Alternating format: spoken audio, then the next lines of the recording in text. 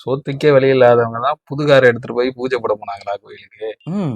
அந்த காரை வச்சு அவங்க பல வருஷமா ஓட்டிட்டு தான் இருக்கிறாங்க. போராட்டங்கள்லாம் கார்ல இருக்கு. அந்த கதைக்கு வருவோம் இப்ப. நிக்கிதாங்கிறவங்க வந்து திண்டுக்கல்ல இருக்கக்கூடிய எம்வி முத்தையா அரசு மகளிர் கல்லூரியில பாட்னி டிபார்ட்மெண்ட்ல அசிஸ்டன்ட் ப்ரொஃபஸரா வந்து வேலை செய்றாங்க. ம். ஒரு காலத்துல ஹெச்ஓடியா இருந்திருக்கிறாங்க. ம். இப்ப ஹெச்ஓடியா வேற ஒருத்தவங்க இருக்காங்க. ம். அவங்க வந்து ஒரு ப்ரொஃபசர். 1,50,000 லட்சம் ரூபாய்க்கு குறைவு இல்லாத சம்பளம். திருமணமாகவில்லை. ம். தாயாரோட தான் அவங்க வந்து இருக்கிறாங்க. ம். இருந்துகிட்டு தான் இவ்வளவு வேலையும் அவங்க வந்து செஞ்சிருக்கிறாங்க. அவங்க அப்பா தவறிட்டாரு. அண்ணனை பற்றின கதை நமக்கு இன்னும் இதுல வந்து வரல.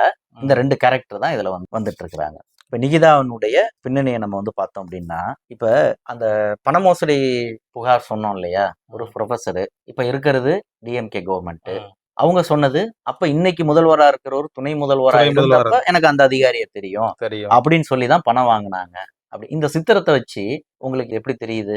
போன வாட்டி ஆட்சியில இல்ல. ம். இப்ப பவரே நாங்க தான். ம். நாங்க நினைச்சா என்ன அப்ப வேணா வந்து பண்ண முடியும். நிகிதா அப்படிங்கிறதுக்கு பின்னாடி திமுக வந்து துணை இருக்கு. நிக்குது அப்படிங்கிற ஒரு சித்திரம் இருக்கு. இருக்கா இல்லையா? இருக்கு.